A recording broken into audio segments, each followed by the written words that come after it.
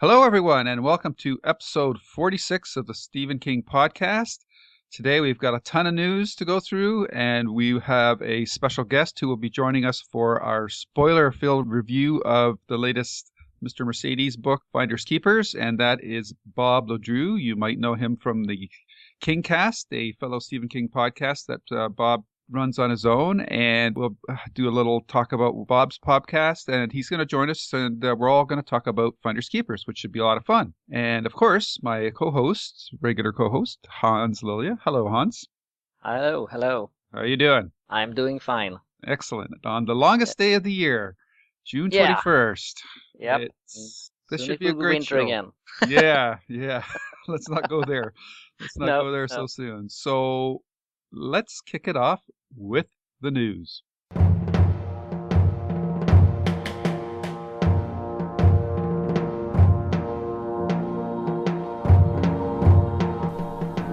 Welcome. Do not fear the door that lies before you. We will protect you. We are your guides, Hans and Lou, and we will give you the latest in Stephen King news. But before we do so, you must prove yourself worthy. You must open the door and join us in the death room.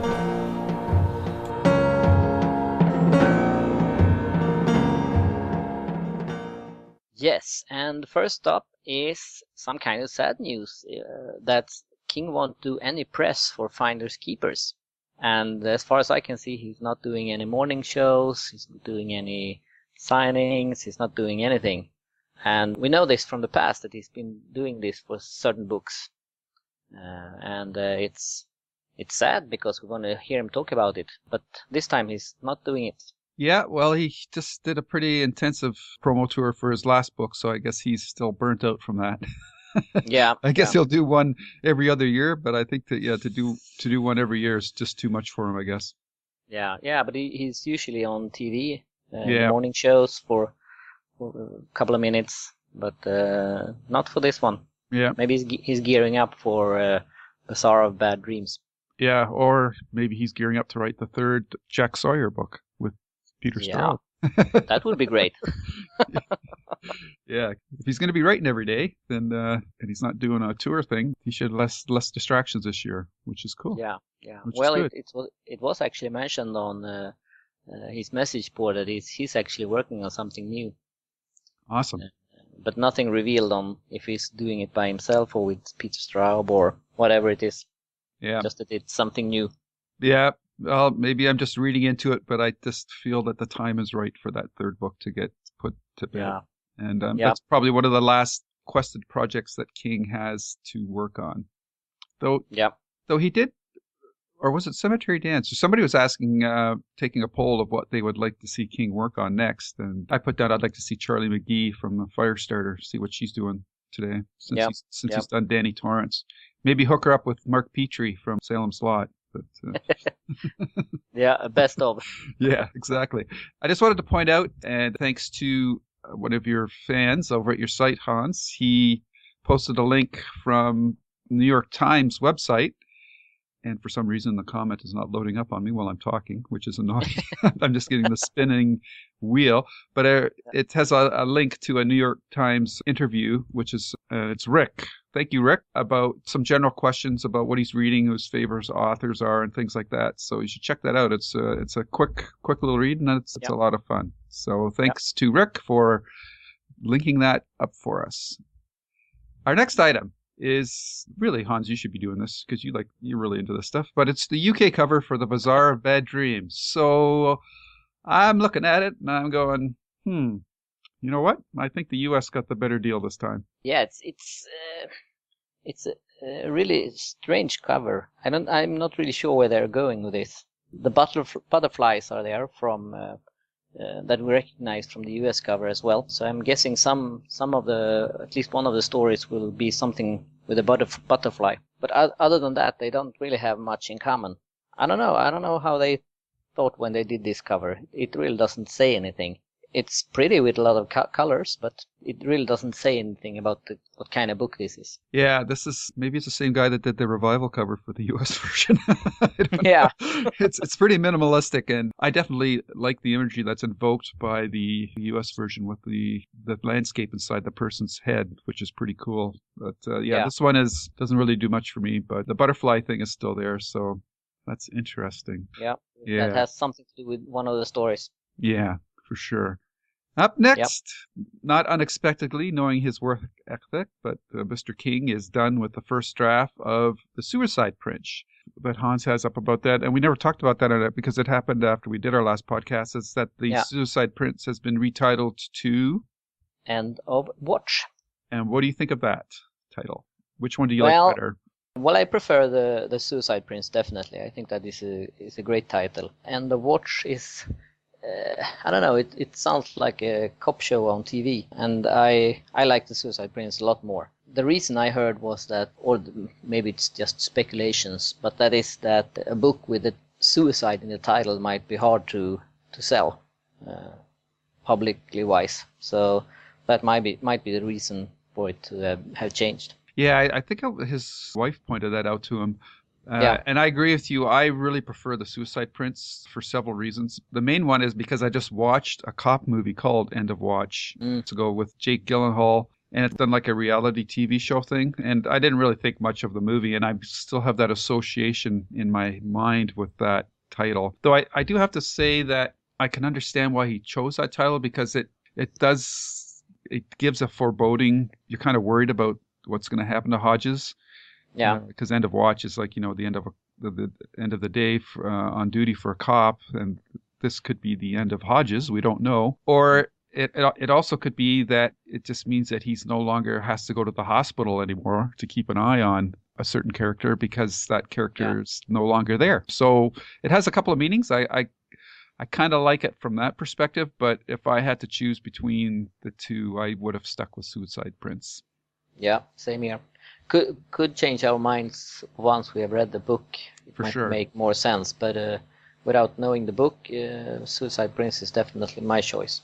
Right. Okay, that's it for the book news, and now we are moving to movie news. And it's been reported that Nikolai Artschell is the choice to direct The Dark Tower. And we have heard about this so many times, so I don't even dare to believe that it's true. But it says that he's in talks for doing it. And as far as I can see, it's the first movie we're talking about now. And my guess is that they will see how that does and maybe continue it with either TV show or other movies if it goes well. Right. But he's in talks of directing it, and I guess we'll have to wait and see if this will really happen or if it's just another shot in the dark like so many times before. Mm-hmm. And do you have any other thoughts about Nikolai Artschell? I'm not really sure what he's done before. Oh, well, he's a Danish director. He directed the 2009 version of The Girl with the Dragon Tattoo. Ah, yeah. Now I remember. Yeah. Well, I don't know if you have seen the Swedish version of that movie. Yes, I much prefer it to the Hollywood version. I do as well. I don't know. It's hard. I think that's the only movie I've seen by him. So it's hard to judge by one movie, but it's an okay movie. So even though the Swedish one is better, I think. So I guess we'll have to see. I think there's a lot of other things that has to be working for this one to work at all. So he's just one part of it. Mm-hmm. Yeah, I thought you'd be a little more excited since he was a Danish director. That's all. Well, no, I'm not that big fan of Danish movies at all. Actually. Oh, okay. The language, even though I understand it and the Danish understand Swedish, it's quite different. Okay, it's kind of like Dutch language, and German. So, sorry. It's like Dutch and German. It's similar, but it's different enough that it's not an easy transition as people would think. Yeah, as in written form, it's pretty easy to understand, but Mm-hmm. when spoken, I think the Danish has it easier to understand Swedish than the other way around. Oh, okay. Yeah.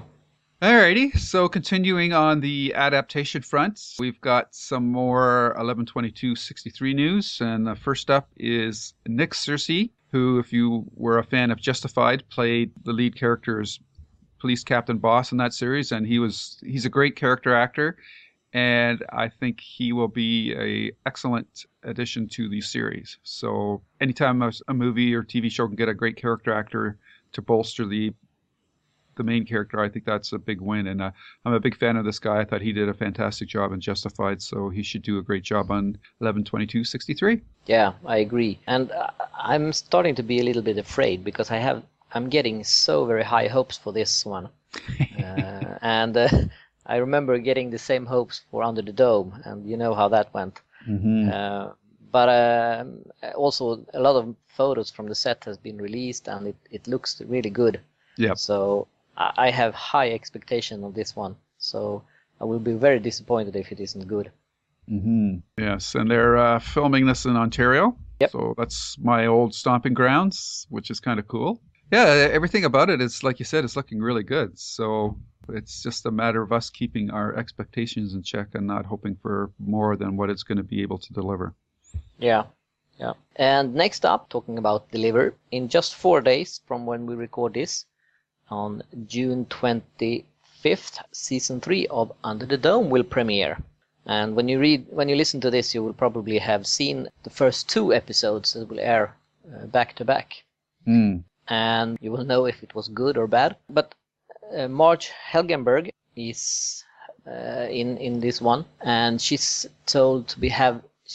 said to have something to do with the dome, or at least know about why it's there. So it should be interesting to see that at least. And I liked her in CSI, so I think she's a good actress.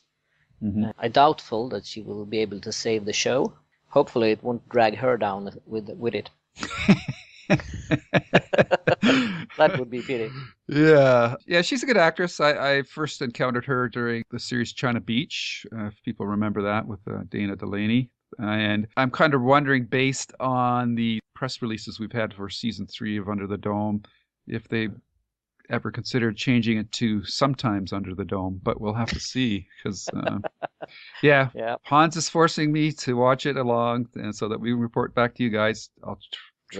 We'll try to keep open minds, but it's going to take a lot to turn the ship around on that one, as far as I'm concerned. So yeah, one thing, they need to start being under the dome and not outside the dome. Yeah. My hope is that they will explain why and end the series with this season. But I think that since it's air in the summer and not many other shows does, they will still get quite a lot of good ratings. So I predict they will do a 4th season. Oh. Yeah, I think so. But my hope is that they will end it with season 3. But I don't think so. Yeah, we'll see. Yeah, we'll see. I think this is the last year, but we'll see. So now turning to The Stand, and you know that we've been, especially me, have been very excited about the latest developments that attach Josh Boone to it. But this latest bit of news is the first piece of news that's really got me kind of scratching my head. And when we had when the news about Josh Boone being attached first broke, we were talking about a 4-movie series franchise. But now this latest article that you can find at Hans' site is that it's morphed into something rather different. And they're talking about now doing it as an 8-part TV miniseries and 1 movie. And I don't see how that would work, to be honest. It's one thing with The Dark Tower, they're talking about doing a movie and a miniseries and a movie and a miniseries, and then wrapping up with a movie. Here, if the only way and maybe I'm making the wrong assumption here, to me when you talk about an 8-part TV series and 1 movie, that means to me that you're going to do a miniseries, and then to see the ending, you have to go to the theater and watch to see the movie. And I don't think that will fly very well for fans of the book. What do you think, Hans? No, I think this is a crazy idea, because either you have to, as you say, watch the miniseries and then go to the movies and see the ending, and it would have to be timed to work But you don't want to see the TV show and then wait like 2 or 3 months to see the movie, since that will really just be the last episode of a TV show just aired on the movie in the cinema instead of on your TV. So I think that's one big problem. And the second is, and since I'm not in the US, this would require first a TV station that would buy the show, and second, the movie company would release the movie in time to work with the show. And at least here in Sweden, that really doesn't work that good. I remember just when they did the Grindhouse movies, you remember they did 2 movies, Quentin Tarantino and some other guy, I can't remember his name. Mm-hmm. And that was supposed to be done as they did in the 50s, that they would do show one movie and then show trailers for upcoming movies and then the second movie and do that as one event. And they even made some fake trailers to be aired between the movies.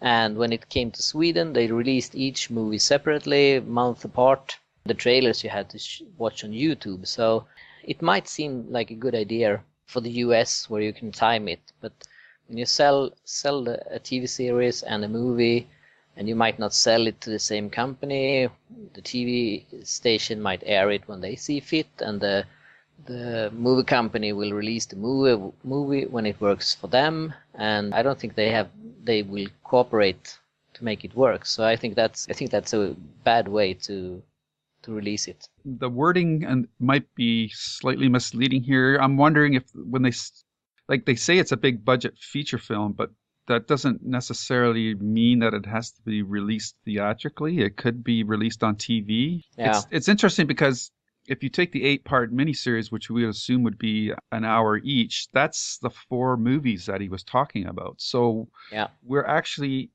would end up with more material here, which is fine by me. But my original point stands that if it's a theatrical release, and you've made a great point too, that outside of the U.S., unless you do a worldwide simultaneous release, the fact remains that how can you convince people to watch 8 hours of TV and then say, oh, if you want to see the conclusion, you have to go to the theater? I just don't. I can't wrap my head around that, and I'm hoping that we won't have to wait too long to get some more clarification about this, or maybe somebody out there who knows more could pipe in. Hint, hint, Josh Boone. Because I have great concerns. Now, as a diehard King fan, and I think all the other constant readers out there, I think we would go along with this plan. But I think for the general population, you can't switch formats midstream, or not midstream, but you can't switch formats right at the climax. I mean, it's one thing to do it with The Stand or with The Dark Tower, where you're starting with the movie, going back to TV, and then a movie going back to TV, and then ending with the movie. If you do the movie first, and maybe that's what they're going to do, maybe the movie is the setup, and then we can watch the TV series to see the rest of it, which would be, I just thought of that actually, that could work. I would like that a lot better. Maybe they want the movie because they need the budget to show the destruction of the world.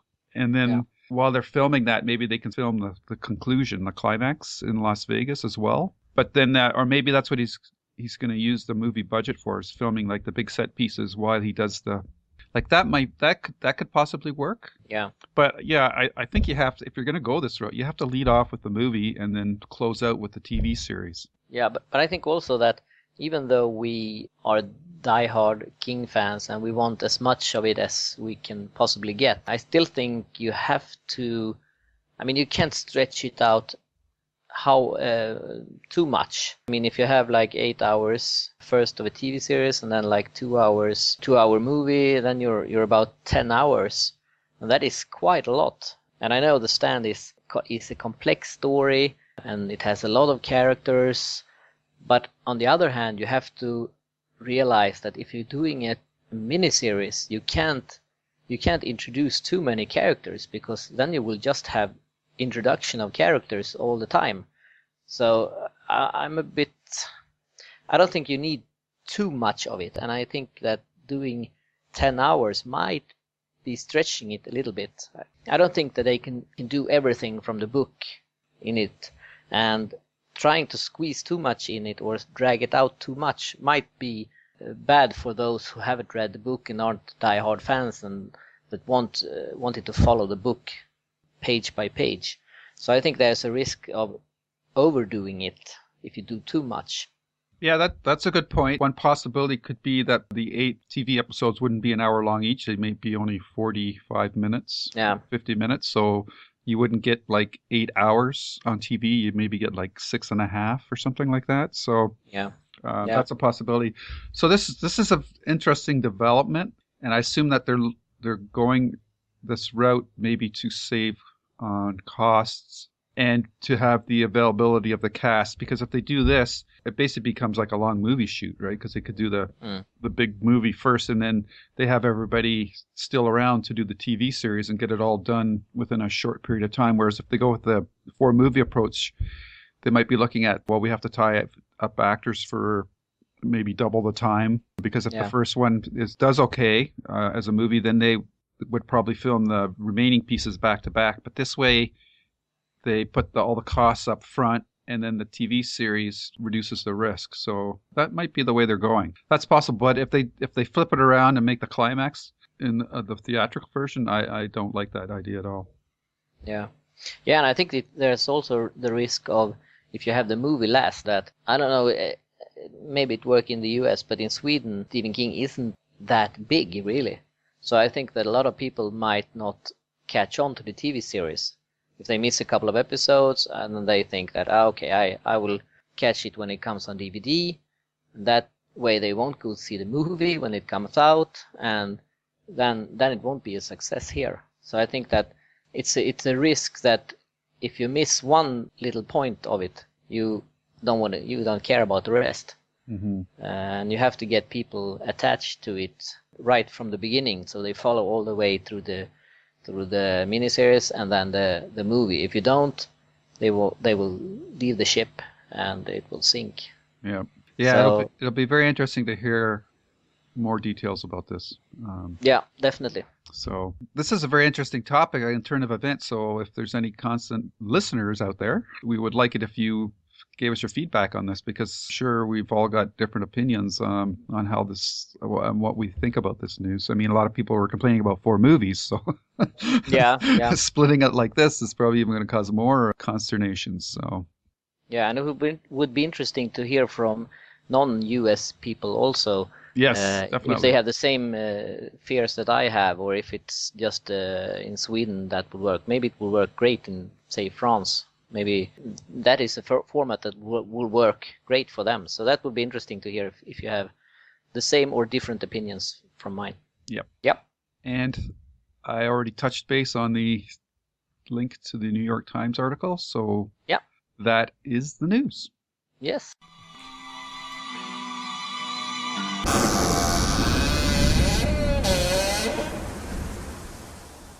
Okay, it's time for yet another Stephen King Revisited. And since we are a little bit behind Richard Chizmar, who's doing this for Cemetery Dance, we have now reached The Shining, who is King's 3rd book. And most of you know what it's about, I'm sure. And most of you have read it, and most of you have seen the movie and the TV series. And we've talked about both a lot on the podcast. Yeah. So if you follow the podcast, you definitely know this one, and mostly what we think about it as well. But when I was thinking about this one for this podcast, I realized that I think this is the most Stephen King book that I thought that I remembered, but realized that I remembered more of the movie than the book. Yeah. And I think this is the worst case scenario of that syndrome, if you can call it that. Because, and that was also very, very clear when you read Doctor Sleep, the follow-up to The Shining. Yeah. Because the endings are quite different between the book and the movie. Yep. I tried to remember the book, but I remember, I think I have a mix of the movie and the book in my head, and I didn't have the time to read the book for this podcast. But I remember it as one hell of a scary book, and I remember the movie as really bad. I wouldn't say bad. I would say different. I actually quite like the movie, but it's not the Shining story that Stephen King told. And I think he recently gave the best summation of the difference between the two. And he said the movie's cold and the book is hot. I mean, because in the movie, Jack Torrance freezes to death, but in the book, he blows up in the fire. Yeah. I'm jumping little bit ahead now, but I don't remember which one of the Revisited it was, if it's the guest essay by Michael Koryta, yeah.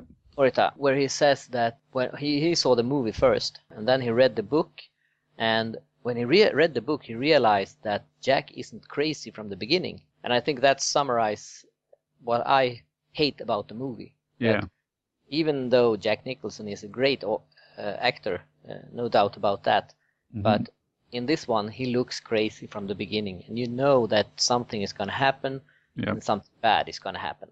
Yeah, there's no subtlety there. Yeah. No, but when you read the book, you feel that this is a husband and a father who tries to get his life together, and this is his last chance by taking this job and finish the book, and then gradually he goes crazier and crazier. So I think that is the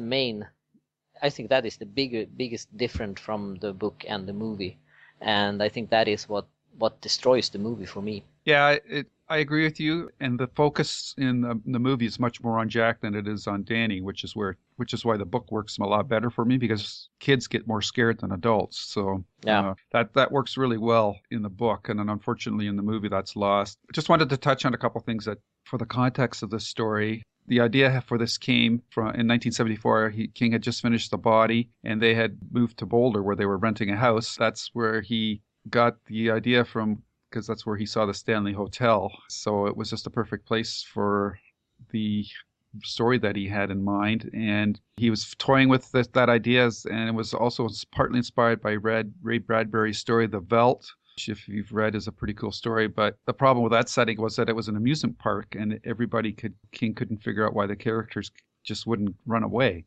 But a snowbound hotel solved that problem for him. And Vincent also cites some other influences. Edgar Allan Poe's The Fall of the House of Usher, The Mask of the Red Death, and of course Shirley Jackson's The Haunting of Hill House, which is a classic. If you haven't read that, I highly recommend it. And see the original movie, not the remake, which is terrible. But the original movie is pretty cool. That's where the idea came from. And he also, halfway through the book, realized that he didn't want to tell a story about a haunted hotel. He wanted to talk about the breakup of a family, which is captured in both the movie and the book. But in the movie, it's much more over the top, because, as you said, Hans, we know off the top that Jack Nicholson's character is crazy to begin with.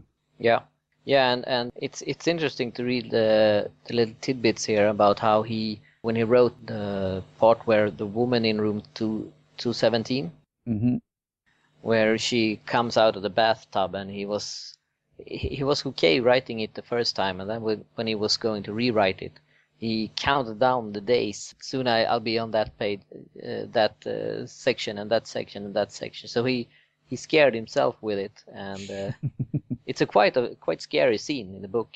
Yes. Yeah.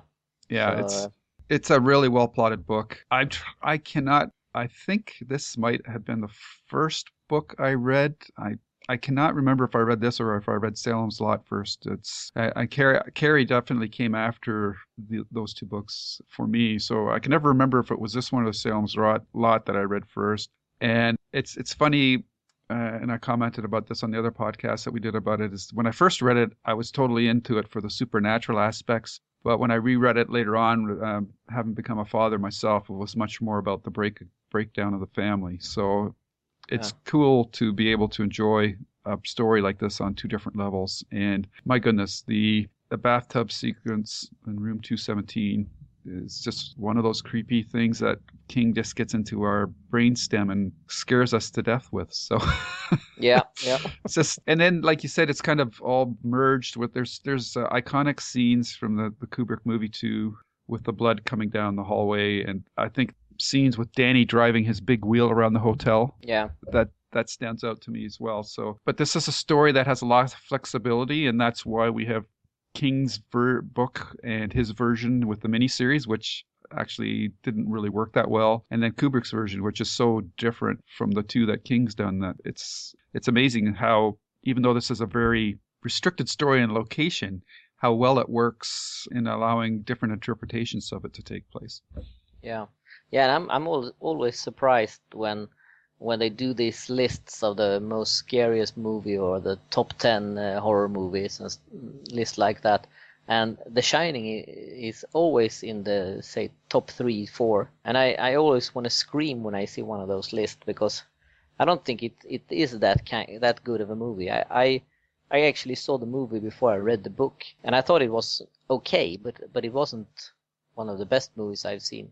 And then when I actually read the book and saw the difference and saw how mistreated the story was in the movie compared to the book, I really feel it's a bad movie. Oh, you're a brave man. I'm sure there's other people that out there that feel like that, but I think it's actually a really good horror movie. I just don't think it's a good Stephen King movie. So No, I think maybe I'm colored by my love of Stephen King's books. For sure. But like King said, the book's on the shelf, and whatever adaptations come out, they're two separate beasts. And I treat this I don't treat this as a Stephen King story. I treat it as a Stanley Kubrick movie. And he had a distinctive filming style. And he did some great camera shots and long tracking shots in this, and some cool, like that pull away shot from the maze, the hedge maze, and that, which is done before CGI in that. And Jack Nicholson gives a good performance. I just think he's over the top, but that's Jack, right? He's pretty cool. Yeah, I agree. I think it's a good, if you just count the techniques, it's a great looking movie. It's great done, and it's good work doing it. But the way it's done ruins a lot for me. And as you said about King's miniseries, that one follows the book much more than Kubrick's does. But that one is a little bit too long, I think. And I think the casting could have been better in that one. Yeah. Though I did like what they did with Wendy. I thought the actress that played her name's escaping me, Rebecca De Mornay. I thought she did a fantastic job. Yeah. Yeah, and I like that he's actually using a mallet this time and not an axe. Yeah. I actually think that is more scary. Yeah, for sure, for sure. Yeah. But the book is good, and it was nice that King followed it up with the Dr. Sleep. I felt that The Shining was better than Dr. Sleep, but it was nice to meet Danny again and see what he's been up to and what happened to him. Yeah, and I was hoping Danny would have met up with Charlie from Firestarter. Yeah. I guess that's not going to happen. No. But, and I think a lot of fans wanted to see that. The interesting thing about Danny is that powers were so strong as a kid, and as an adult, obviously, once he gets to drinking and all that other stuff, it kind of dulls his power. But kind of wondering how this character at the end of The Shining couldn't go on to take on the world, kind of thing, kind of like with Charlie. So you have to find some way to cripple the character, and King did a really good job with that. Though his niece was too powerful in the story, and that's why he had to keep her off to the sidelines. Yeah. Anyhow, that's our thoughts on Stephen King Revisited, The Shining. I hope you're enjoying that, and highly recommend that you go over to the site that Richard Chizmar has set up there, along with Bev and Michael. Michael Koryta does the guest. Yeah, you're thinking about Brian Freeman. Brian Freeman, yes. Sorry, Brian. The guys are doing a great job, and it's really cool to be able to go through all these books again. So check out their site. Highly recommend it, and you're definitely going to get some nice background information, not just about the context of when the book was written, but how it affected other people when the books came out then and now, which I think we, as constant readers, are all going through at the. Yeah. Okay. Cool beans. Yeah, that's it. That's it. This is great. What's our job? We'd like drive around, pick up stiffs or what? It's time for reviews from the night shift. So today we have a guest with us, a fellow colleague podcaster, Bob LeDrew from the Kingcast podcast. Hello. Hello. Hey, Bob. Welcome to our podcast. Thank you so much. It's so relaxing to have it when someone else is worrying about all the technical stuff. I just have to sit here and talk. Yes. Well, I've listened to all your episodes. I'm impressed that you're able to do it solo because I've tried that a couple of times and I find that extremely difficult. Yeah. One of the things that I'm lucky with is that I had some radio in my background, and Ah, I still do some radio. So okay. I think that may make it a bit easier for me to sit in a room alone and talk and not feel like I'm splitting into multiple personalities. All right. And for those that don't know, Bob is a fellow Canadian. He's actually lives in Ottawa, correct? That is right. Where Lou's taxes go to die.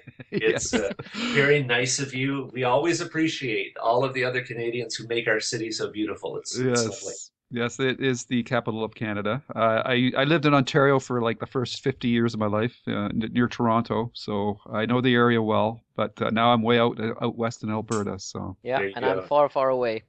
And so Bob, why don't you tell us about your podcast, The Kingcast, which is a great name, by the way. I love that. And what's your where you stand right now, and what your plans are with it for the future. well, it's funny that the Kingcast just sort of got reborn several weeks ago. It's been around, I think, since 2010, but it took a fairly long break. I had a couple of personal things happen, and real life interfered, and it just sort of fell off my table a bit. And so a little while ago, I got to a point where was really missing talking about King. Uh, I was still thinking about him, but I Right. was missing the idea of having to sit down and organize my thoughts the way that you have to when you're going to talk about him more formally. So I thought it was time to jump back on the horse. So I went back in, and the website was still alive, and the Libsyn account was still there. So off I went and started recording. So now what I've decided to do is a 30-minute weekly podcast, which will be a balance of me yammering while I'm staring at my computer screen and interviews with all sorts of different folks with varying relationships to the worlds of Stephen King. So it's huge fun. One of my most fun parts of doing this is sort of sitting down periodically and writing my want list for people that I'd like to talk to, Right. and then seeing just who I can get off of that list. Can you Very tell cool. us who you have on that list? Well, there's some guy in Bangor or maybe in Florida, depending on the time of year. Ah, I'd like to get a hold of him. Haven't done that yet. I know that Hans, you have spoken to him a couple of times. yeah, twice Yeah. on the phone. Yeah. So that's on my get list. I'd love to speak with Rob Reiner, because Yeah. I think that he's done some of the most wonderful adaptations of King's works for the screen. For Same sure. thing with Frank Darabont. He'd be on my list. And I've got a bunch of asks out. I guess I can let this one out of the bag because I got turned down by Kathy Bates's representative. So Oh, I was hoping to talk to her for the 25th anniversary of Dolores Claiborne, right. which is this year. But she's too busy. I understand. But, Yeah. Yeah. so, and the other side of it, one of the things that I have a lot of fun with is finding people who aren't necessarily the big names like Rob Reiner or Frank Darabont or Kathy Bates. But a bunch of episodes ago, I spoke with someone who's cast a number of Stephen King films, and got a chance to talk with her about how the casting process works. Because I don't know about you guys, but if you look at Stephen King groups on Facebook or on the Stephen King message board, there is so much chatter about who's right for this part and who's right. Oh my God, I can't believe they're saying that person. Yep. And, Yeah. so it was fun to get a little bit under the hood of how films get cast. And I love that sense. And for that reason, I also was really excited to interview Marcia, Stephen's assistant, or commonly known as Ms. Maud for people who are on the Stephen King message board. Yeah. To get under the hood and sort of understand that there's, I don't want to say a whole industry around this, but there's certainly there's a constellation of little planets and asteroids that orbit Stephen King, and there's some fun stories on those little outlier rocks. Yeah. I find that when you speak to people that's involved but might not be the head of stuff, they can often tell you more than the people who are leading, like a movie or other stuff like that. Mm-hmm. They might be more free to speak. The other person that I haven't approached yet, there's a whole bunch of people on the book and publishing side that I would love to talk to. King's first editor. I'd love to talk to Richard Chizmar from Cemetery Dance. I'd love to talk to Bernie Wrightson, who illustrated so many King works. There's a long list of people that I keep. Yeah, that's awesome, Bob. I mean, like when me and Hans started our podcast, like this is episode 46 for us. We were kind of going, like after the first couple, I said, gee, I don't know how long we're going to be able to keep this going, but it's like the last 3 or 4, well, actually surprising, the last decade, King has been so prolific, and there's been so many people pulled into his orbit that the amount of material out there for us King fans to latch onto and try to disseminate to anybody out there that's interested through these podcasts it's mind-boggling, actually. So I don't see us running out of material for a long time. I think there's no shortage of material, and there's certainly no shortage of people who have. They may not be going as deep as the three of us geek out on King, but there's a community out there for sure. Yeah, and it's fun to geek out totally on stuff from time to time. Absolutely. Yes. And that's a nice segue point into the latest bit of King that we can geek out about together. Yeah. And that, of course, is the second book in the Mr. Mercedes trilogy. Hans, why don't you set it up? Finders Keepers. Yes, this is the second book. And it's really not, I don't know how to put it, but I don't think that it's really a sequel in that meaning that it continues where the first book ends. It is more like a new thing happens and the same characters from the first book is involved in this book as well. Then some of the stuff are spilling over and continuing, of course, but I think, and I will never know if I'm right about this, I guess, but I think I could have read this book without having read Mr. Mercedes and still enjoy it, because to me it's still a standalone book. Mm-hmm. But what you get from, if you have read Mr. Mercedes before, is the background of the main, or I don't even really want to call them the main character in this book, because I think that they are more secondary characters in this book, but in total they are the main characters. Right. And you get their background from Mr. Mercedes, and you know what's happened and how they have come to where they are in this book.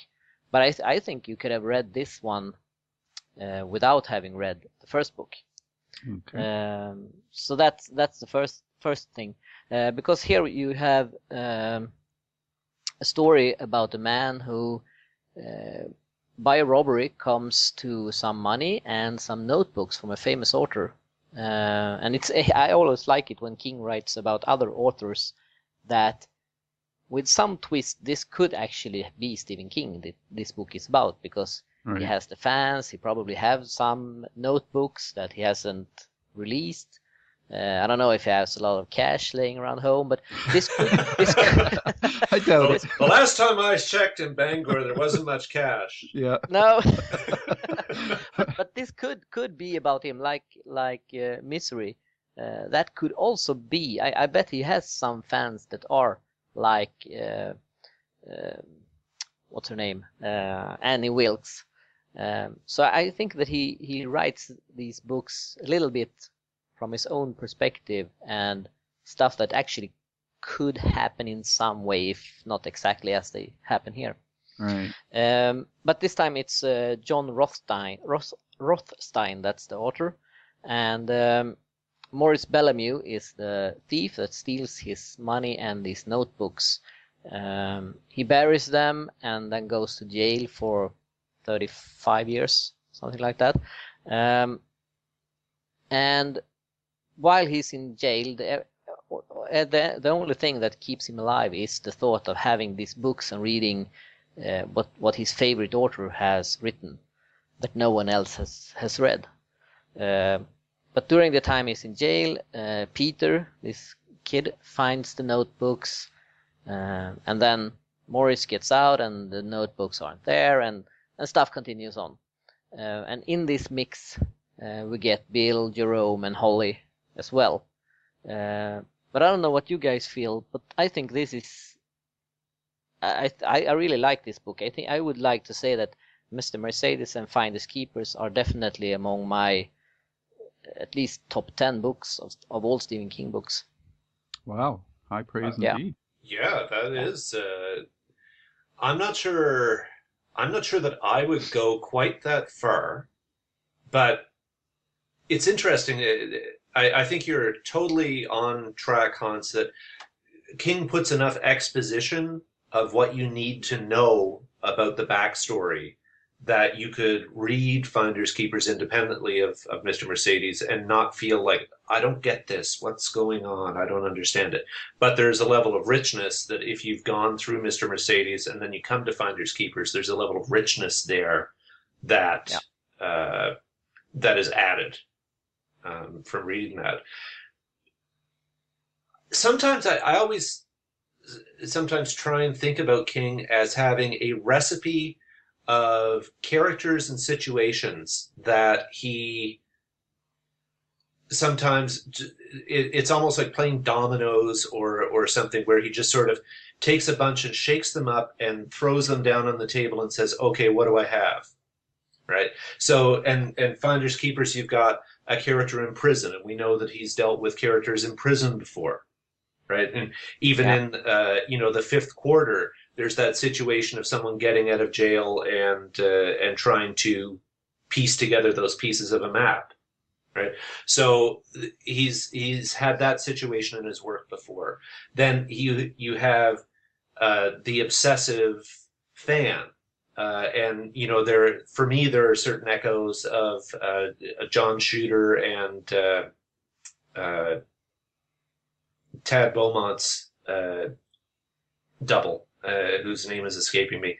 But, in Secret Window, Secret Garden, and in Dark Half, you've got sort of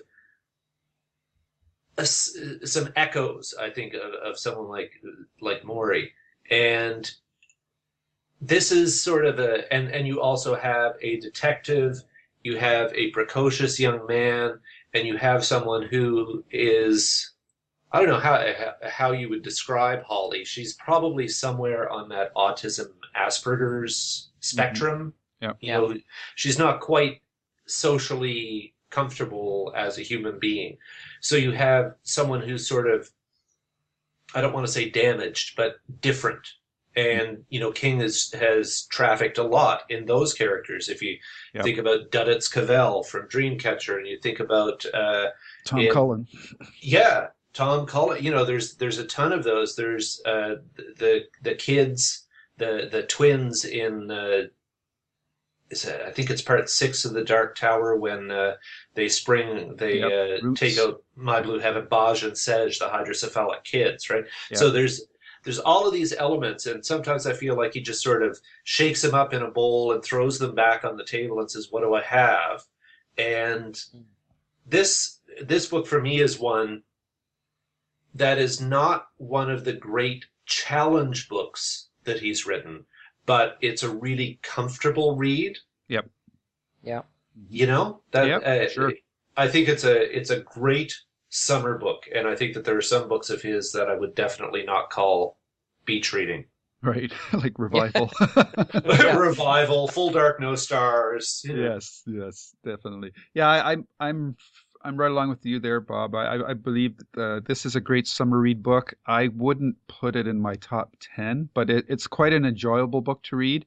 I I think I like it better than the first book in this trilogy. But I need some more time before I can finally settle that, and then maybe the third book will, change the order too.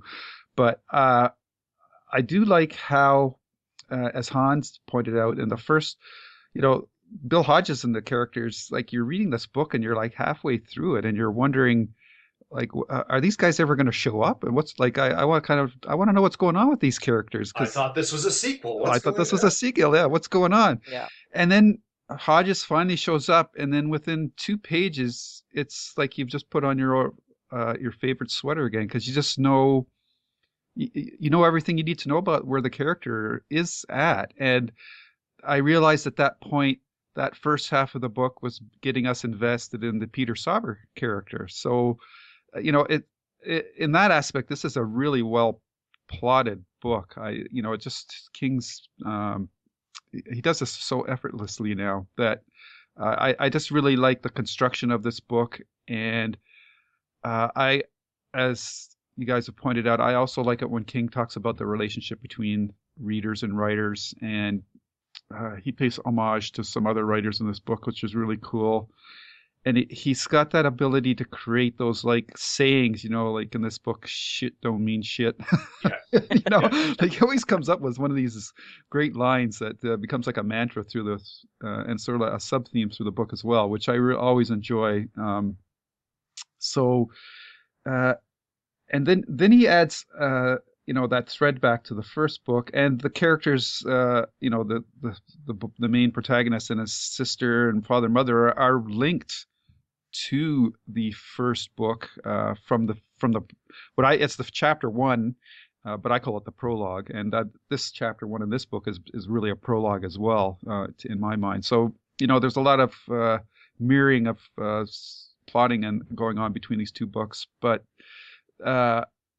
boy, once the their paths start to parallel each other, Peter's and Bill Hodges, the book just really explodes out of the gate for me, and it was at that point where I couldn't put it down.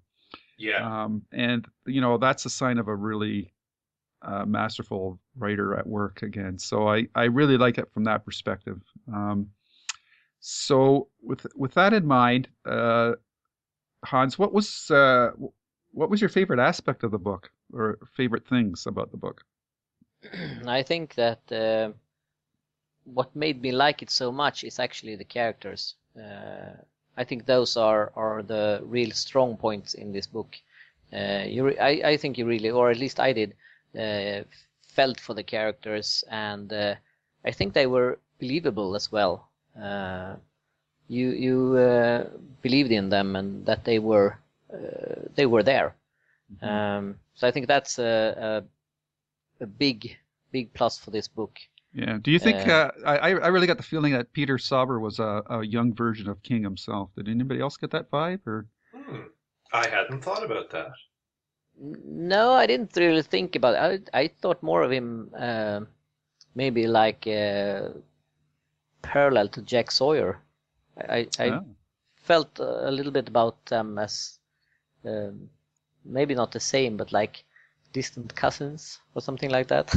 Well, and again, that's one of those things where that Peter again is the latest in a long line of incarnations of courageous and moral young men that King has done. If you go all the way back to Mark Petrie in Salem's Lot, there's you can go on,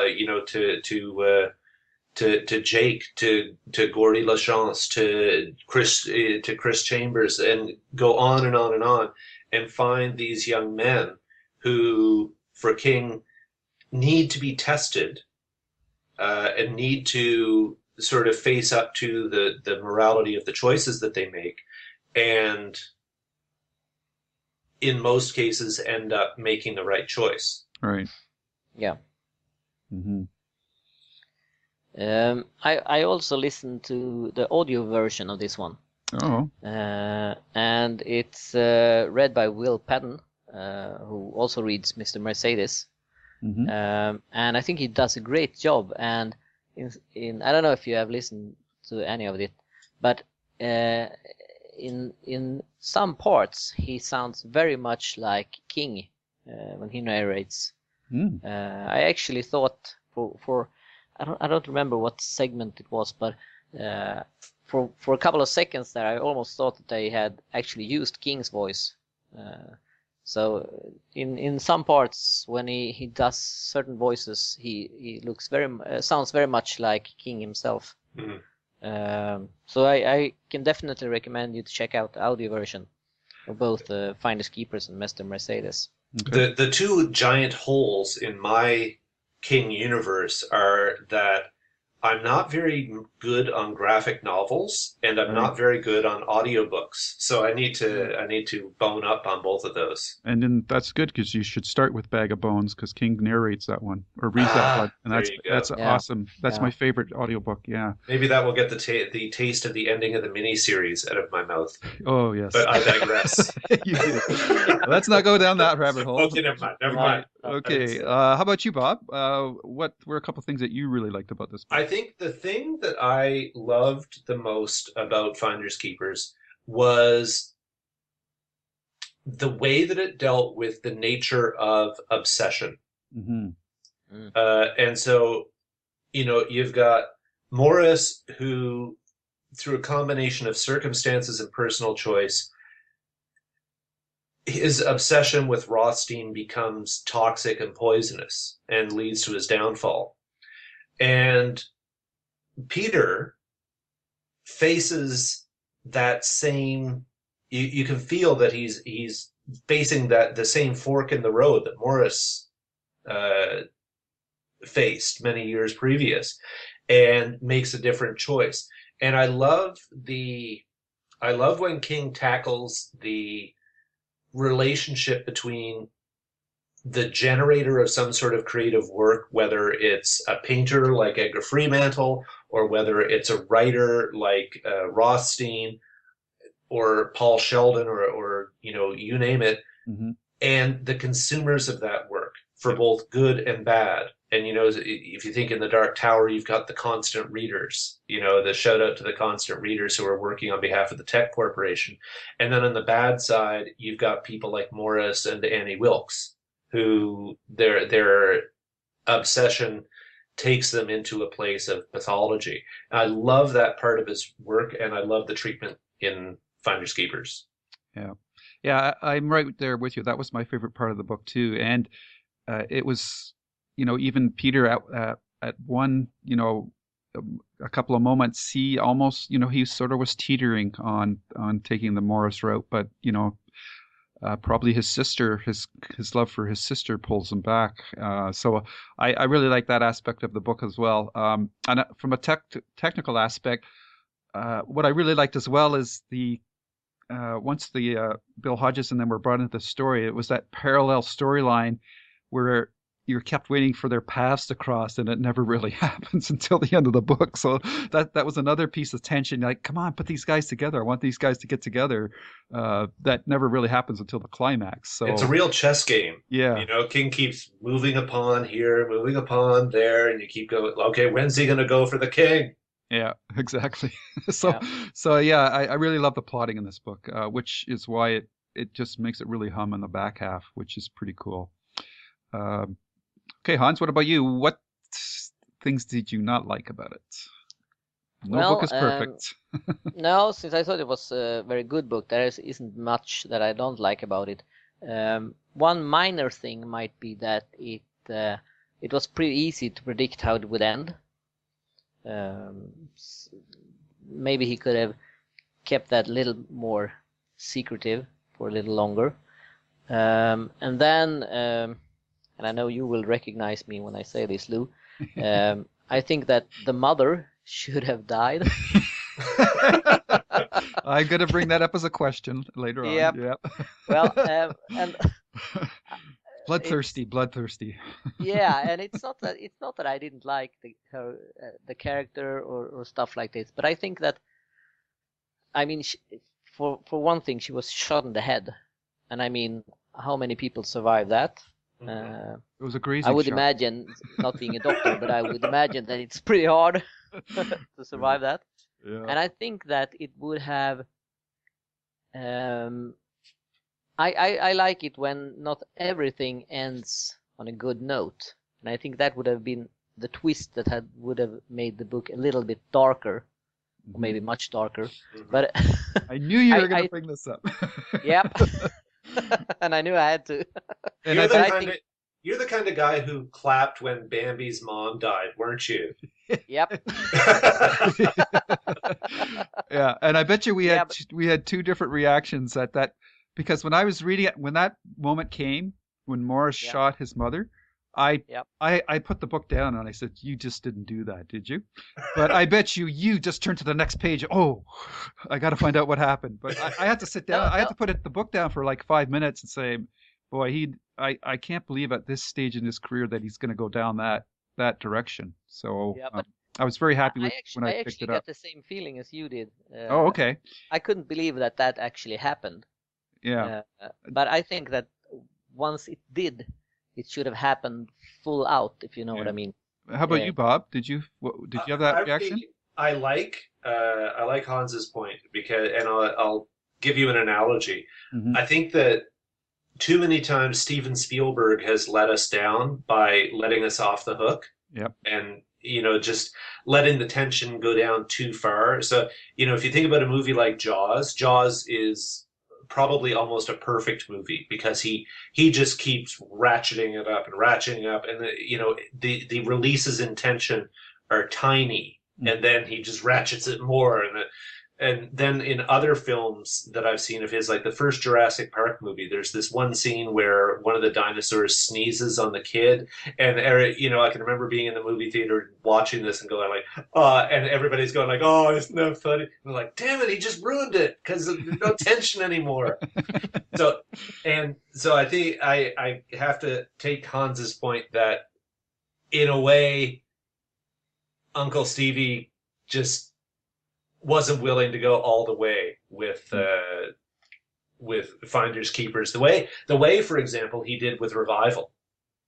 Like, I think he took Revival all the way. Yeah.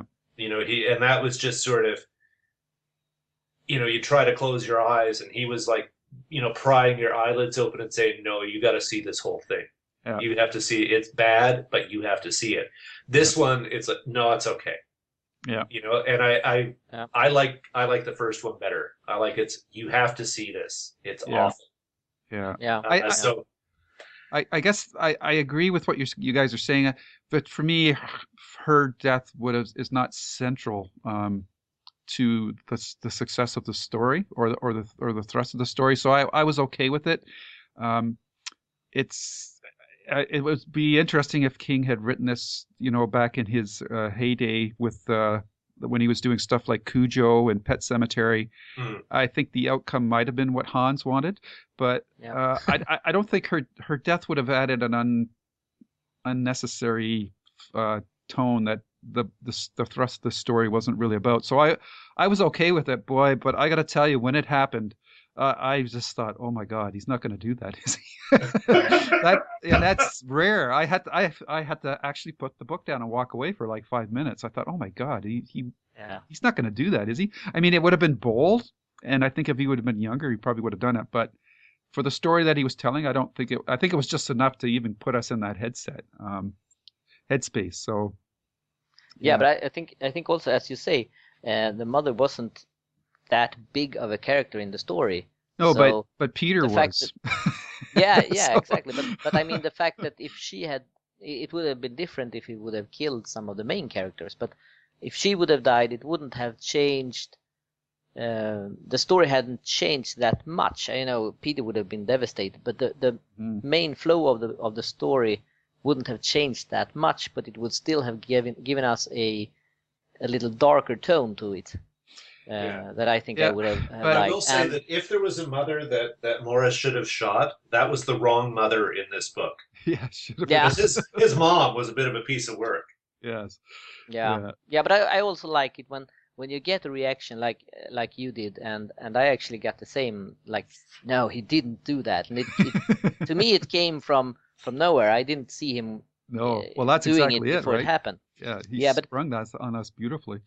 yeah, and I think that is very effectful, that when he do that, but then when he doesn't do it all the way, it doesn't really give the same impact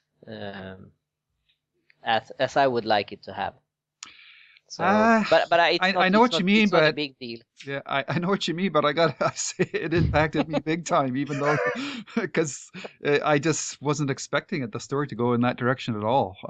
So No. when he threw that in, that was like a curveball that just totally threw me off balance. I gotta say that. I have this image of us. We're all playing Paul Sheldon's game in Misery, right? Exactly. Can you? Did he? Yeah.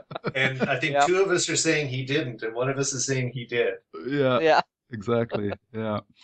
Yeah. But it was a good sequence when he actually shot it, because that came from nowhere. Well, it sure raised attention. Yep. Yeah, and I mean, it was the proof. Certainly, even if she,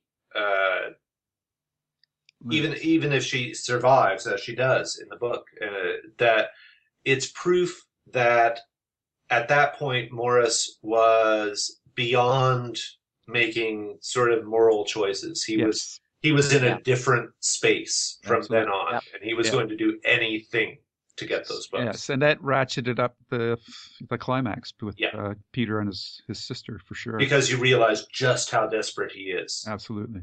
Yeah, and that makes when he takes the sister Tina. Yeah. And I don't know if it's when they go down the window in the rec center that he says that if you don't do it, I will pull the trigger and kill you. Mm-hmm. And he asks himself, would he do it? And he comes to the conclusion that he would. Yep. And because he had shot the mother, you believed him. Yep. You believed that he would actually shoot her if she didn't do what he said. Yeah. Absolutely. So the purpose of the mother getting shot has been served. Yeah. That and to shorten Lou's lifespan by a few minutes. Exactly. Yeah. How about you, Bob? What was your nitpicks with the book? My nitpicks are few, and I guess how I would describe them is that there are times when it almost feels a bit too comfortable, particularly the stuff with Bill and Holly and Jerome. Mm-hmm. There were times where I almost get the feeling that King loves this trio almost too much, that he has too much affection for them because he's not going to let anything happen to them. He's setting you up. You know what, honestly, and there are people who are going to be out there listening to this who are going to be like, you are a sick man. But except for Hans, he'll love it. I hope that he carries through on that. The change of the title of the third book to End of Watch makes me wonder whether Bill's going to make it through the whole book. But if you think about The Dark Tower, this is a series of books in which King, one by one, kills off those who Roland loves the most. Yep. He kills Jake, he kills Eddie, he kills Cuthbert. All of these people who Roland loves die, and they have to because it's necessary. It's almost like the grief is like this purifying process for Roland, and you're left with the hope that eventually he'll be able to achieve his goal. With Finders Keepers, I just worry that the affection that is obvious that King has for the characters doesn't overpower his willingness to do what has to be done for the sake of the story. Yeah. Yeah. I totally agree with what you're saying, but I also think that if he carries on and actually kills one of them, that would be so effectful in the story. We may, when they release End of Watch, we may have to put a security detail on Lou, I think. Because, if Bill or Holly goes, I don't know, all bets are off. Yeah. Yep. Yeah. I'd say for myself, probably the weaknesses of the book for me are that Holly and to a larger degree Jerome are pretty unnecessary in this book, and it's understandable. It's the story's not really about them, and it was a little convenient that Jerome's sister just happens to be friends with Tina. That all felt a little. I like the fact that his father, Peter's father, was one of the victims of the Mr. Mercedes massacre, but the friendship between was it Barbara, I think her name was, yes. and Tina, that felt a little overly convenient. But I mean, it's such a minor quibble, and a book that was really quite a joy to read. Yeah. It's funny, sometimes I have this image of King with a giant map of a universe that's in his head, and that every book is just him taking a flashlight and illuminating one little circle of that universe. Yeah.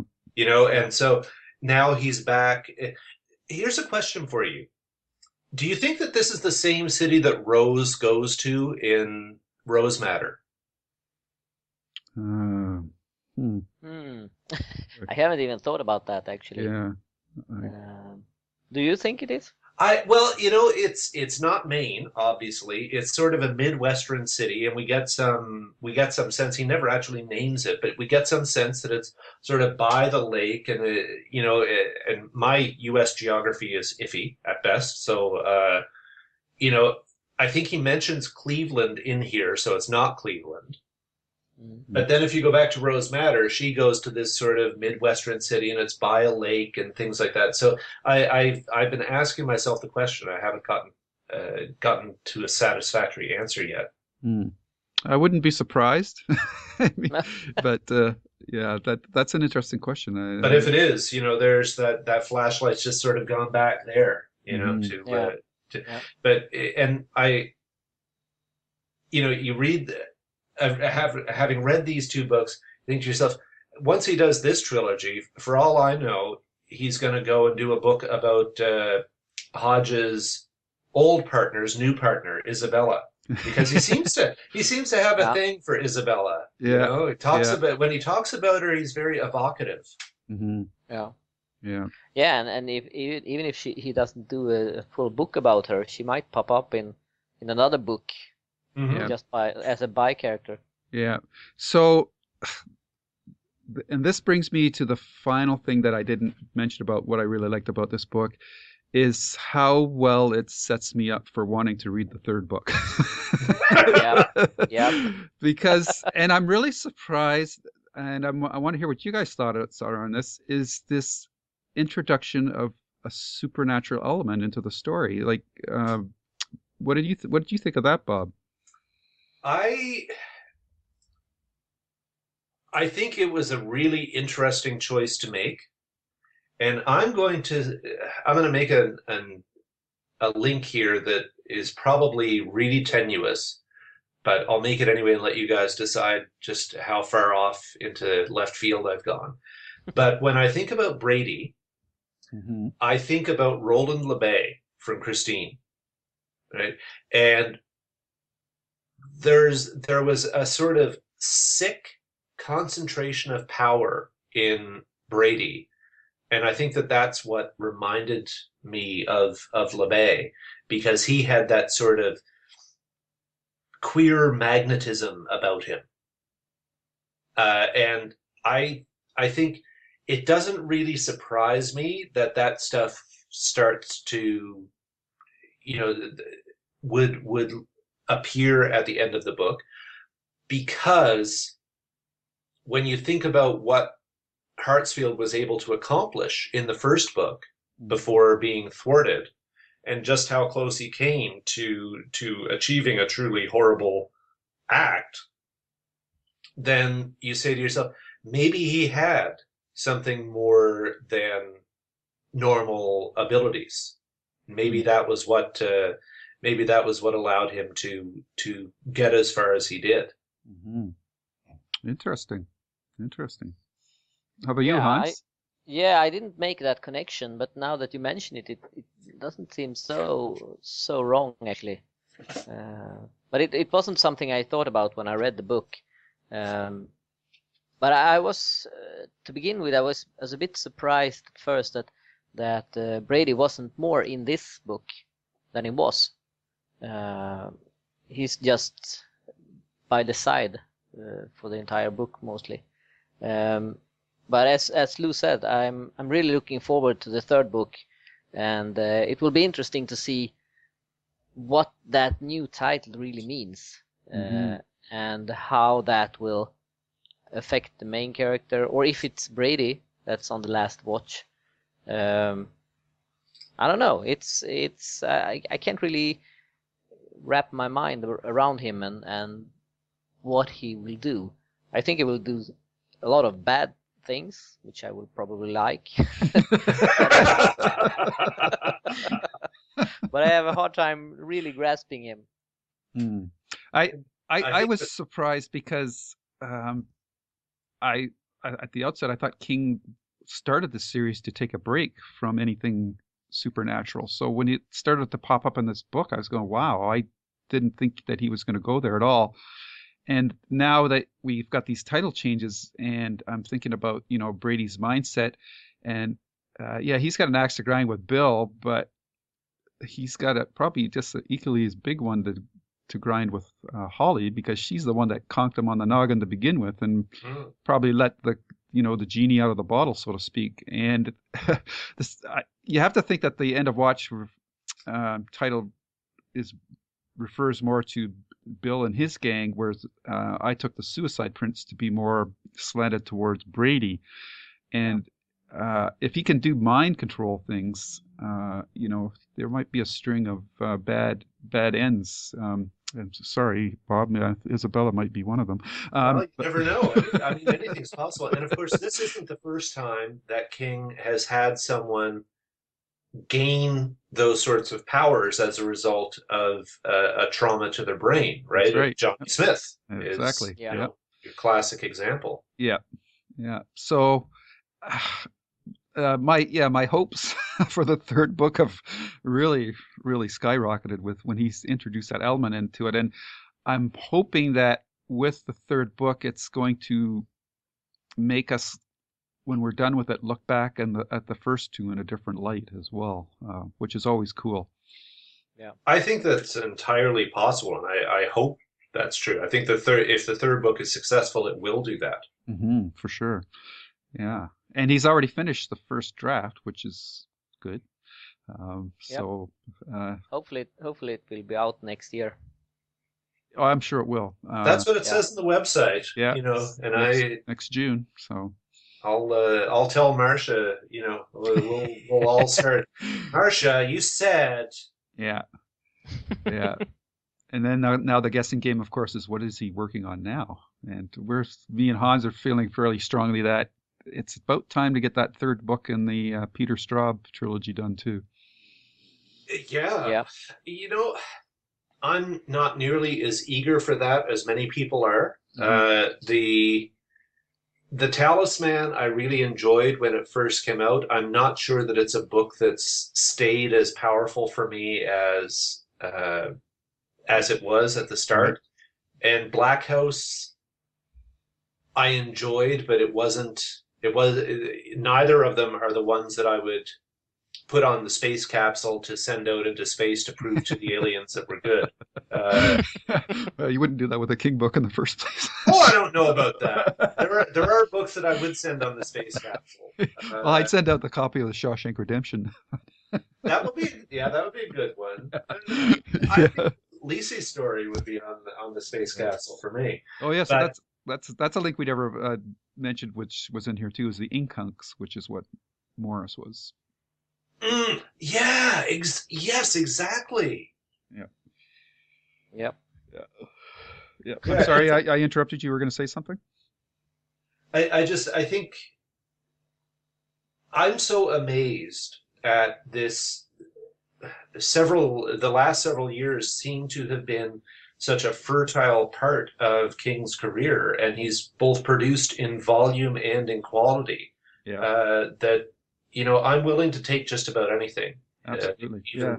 Even the Straw, even if it's the third Straw book. Yeah.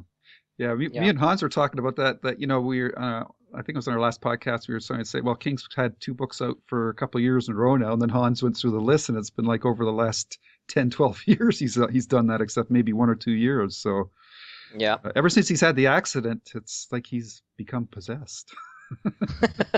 Whoa! Wait a second. Yep. Yeah.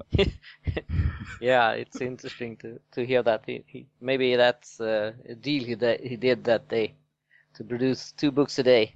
You never know. You never know. Never Yeah. know. Okay. Once we're around the table for last thoughts on Finders Keepers, Bob, anything else that you wanted to say that we haven't talked about yet? I guess my final thought would be read it on the beach or in your backyard, lying on a chaise lounge with a drink in your hand, and just let the plot take you. That would be my argument. Great advice. Hans? Yeah, well, I say read it wherever you are.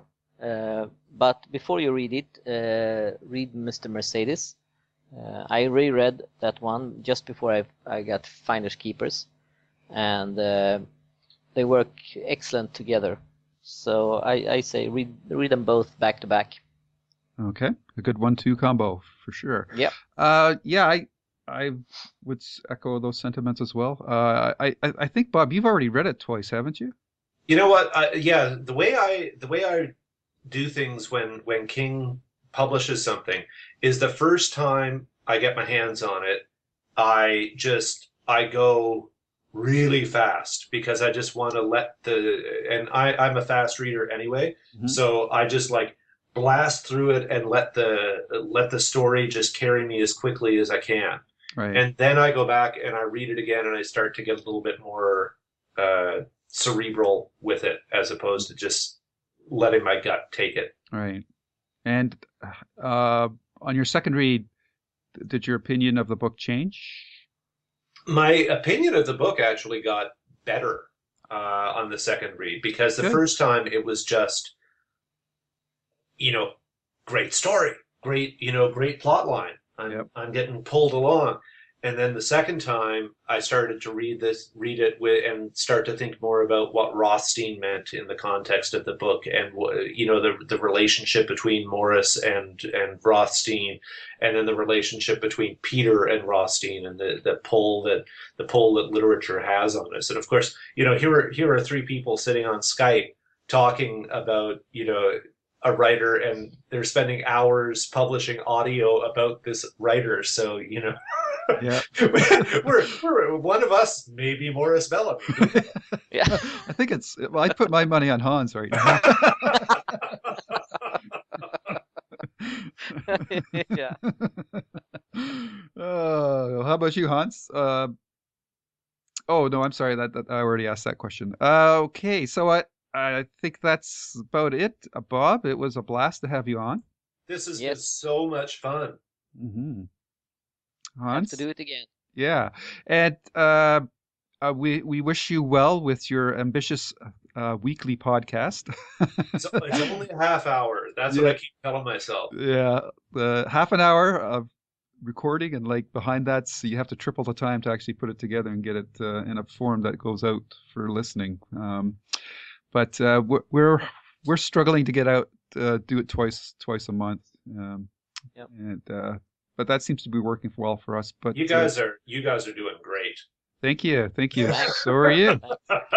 And I just want to take a chance or opportunity again to tell everybody to visit Bob's site, the Kingcast, at thekingcast.ca. And how would you like your correspondence addressed to you through your email? People can always send me emails at thekingcast@gmail.com, and I'm on Twitter at thekingcast. Awesome. So pretty easy to find. Very cool. Well, thank you very much, and we hope to do this again down the road. Anytime. Awesome. All right. Thanks a lot, Bob. Okay. Okay. And scene.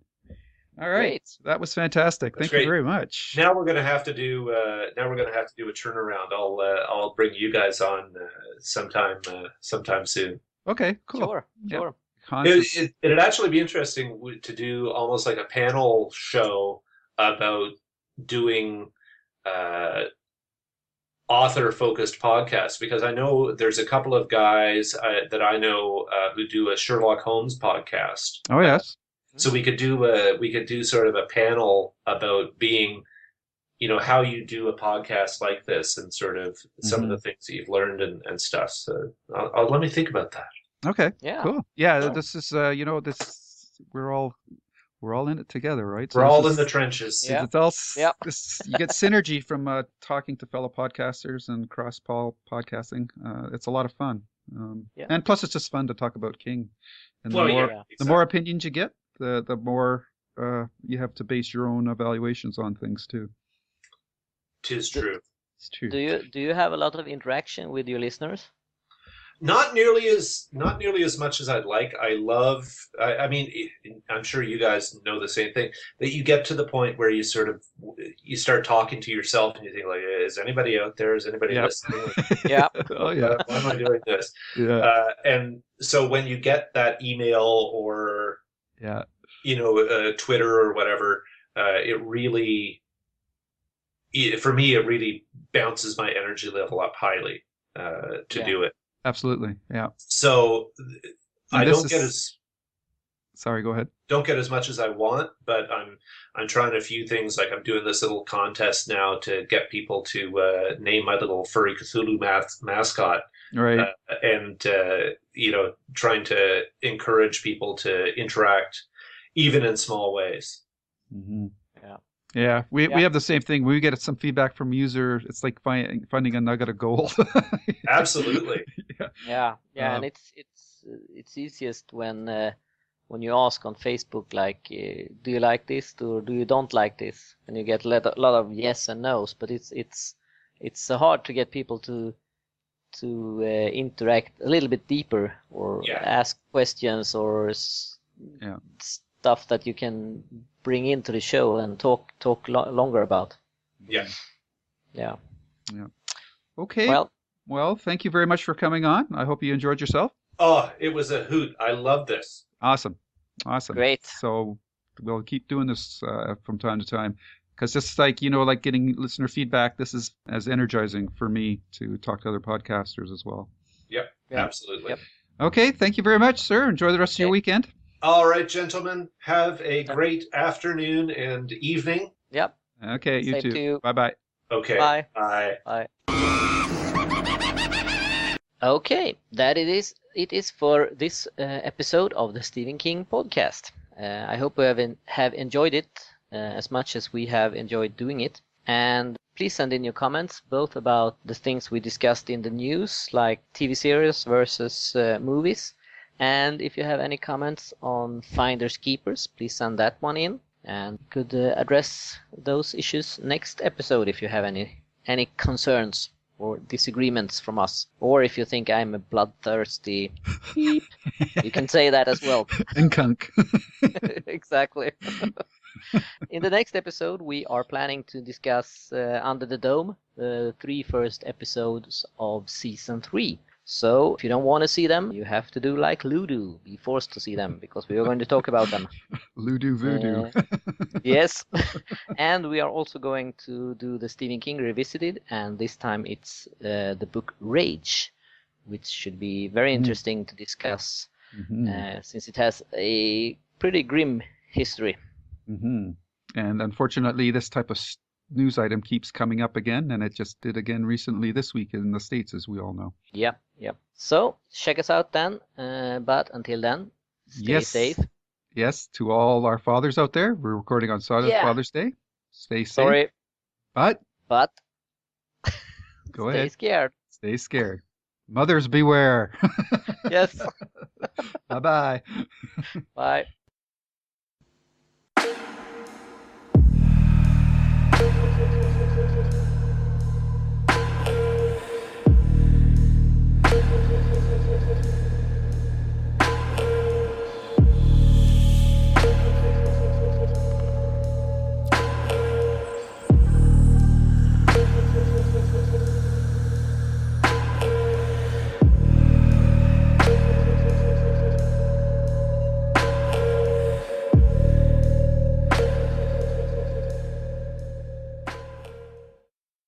All right, good stuff.